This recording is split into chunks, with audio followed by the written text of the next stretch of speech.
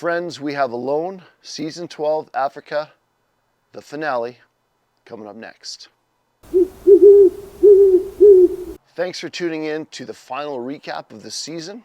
My name is Alan from Season 10 of Alone, and it's done. It's wrapped up. Season 12 Africa is over.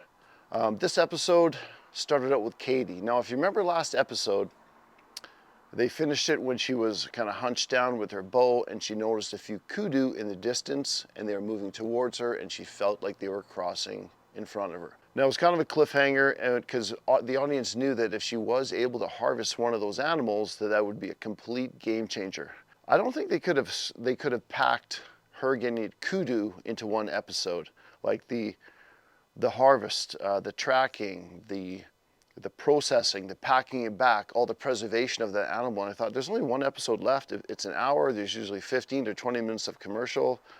And I kind of figured she probably didn't get it. And it turned out that as the kudu was getting close, she was readying her bow. One of those acacia thorns got caught in her clothing and she pulled away and the arrow kind of bounced on the riser of her bow, made a noise, and those kudu were out of there. So she was unsuccessful. If she had got one of those kudu, who knows how that would have changed the game. Katie is feeling extremely tired, and as we know, Katie has been surviving primarily on foraging plants. She did catch a fish on day one, but she's not feeling well. She feels like her body is rejecting plants somehow. She's not craving them, she doesn't want to eat them, and she's feeling exhausted. But the possibility of her being successful in this game keeps driving her forward.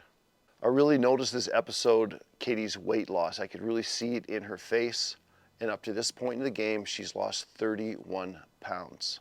She speaks again how the plants just aren't tasting good. And this is kind of the first taste that the audience gets that she's probably going to tap out. You kind of feel it coming. She talks about she's finding new parts of herself and that new stories are coming forward for her. And she just wants to do what's right for her. Katie ends up tapping out of the competition on day 28. She says the country is besting her. During her interview, she talks about how she's letting go of parts of her life and starting a new chapter. During this experience, she has found confidence and personal power. Congratulations to Katie. I was so impressed with her toughness and her ability to forage and last as long as she did with so little protein. Super tough. Way to go. Up next on the episode is Nathan. Nathan's first scene is crushing up some buffalo thorn fruit to make his version of coffee, even though it does not have caffeine.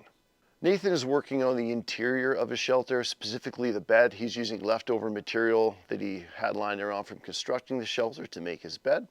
And he mentioned to the camera that he's feeling more present and just seems like he's in a really solid place at this point in the competition.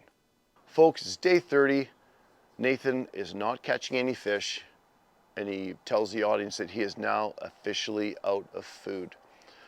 He also spoke about how he's feeling lightheaded and kind of weak when he's been working on his shelter. Nathan harvests some prickly pear cactus, and again, whenever I see people eating that cactus, I always kind of get nervous that it could make them sick because what happened earlier in the season. But he harvests some cactus and he skewers them on a stick and he's burning off all the thorns over his fire and he kind of boils them into a mush. It's almost like prickly pear cactus porridge. Doesn't look the best. Tonight, Nathan mentions he wants to spend time fishing for catfish. Folks, it's day 29.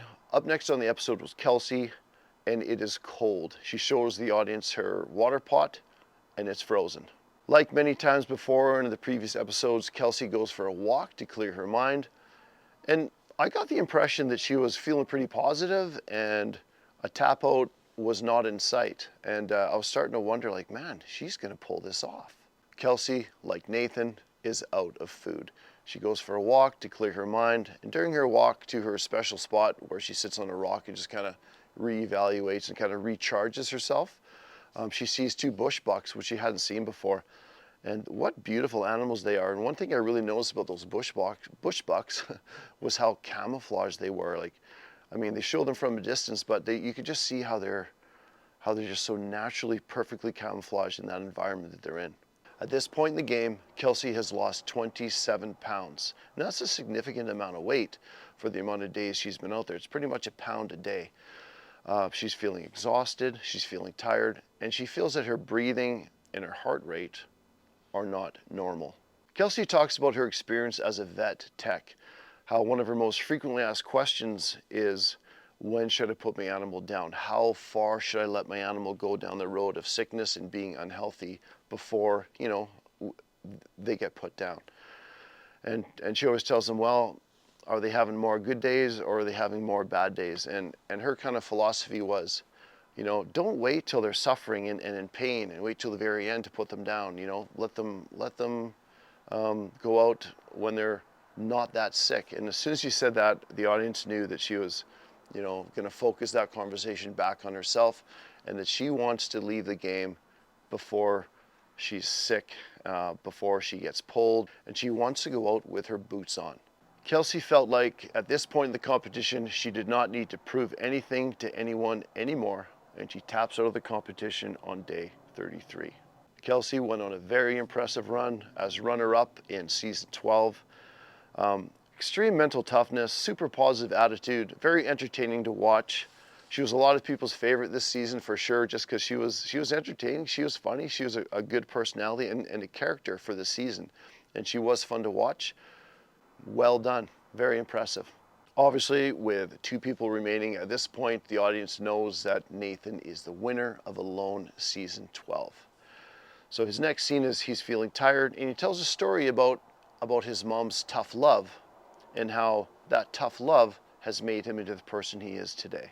Up to this point in the game, Nathan has lost 20 pounds, and he really feels that his cognitive ability and his energy are declining. They mentioned this episode that Nathan used 22,000 calories building his shelter. That night, Nathan checks his fishing line, and he ends up catching an absolute leviathan.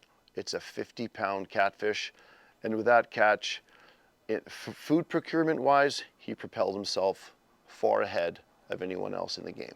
Nathan is preparing the fish head for fish head soup. He's going to boil it into a broth. Unfortunately, that fish head is so massive it barely fits in his pot, so he's going to have to kind of boil it in sections, like keep kind of rolling it around in his pot. And he gets that fake med check call. I remember that call. Your beacon goes off, beep beep, tells you have a message. You check your message and med check time. I had no idea it was fake, so I kind of chuckled because during my med check, I really had no idea it was fake. But I found out afterwards that they weren't writing down my blood pressure, they weren't writing down my pulse. It was all for a show. And little did I know that my wife was waiting on the beach, and little does Nathan know that his son is waiting in the bushes behind the cameras. It's day 34, and during the med check interview where they're asking him questions, how he's feeling, whatnot, his son Isaiah sneaks up behind him, and they embrace and they cry and they share a moment together. It was awesome to see.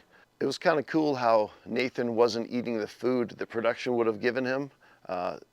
Instead, he chose to sit down with his son and share some catfish head soup with him.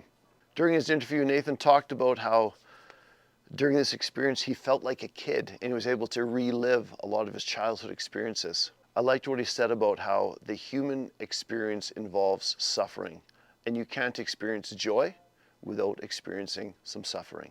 Nathan's big takeaway was how much joy he experienced from having relationships with other people. And that's it. Nathan wins season 12 of Alone, South Africa. Congratulations to Nathan. You did such a good job out there. I loved what you said about stoicism. Your shelter was amazing. I feel it was one of the best shelters, top 5 for sure in the history of Alone. And just the calmness, the calm nature of Nathan and his mental attitude and how he drew strength from his family, from his kids, from his mom. It was great to see, and I really enjoyed watching Nathan. So again, congratulations.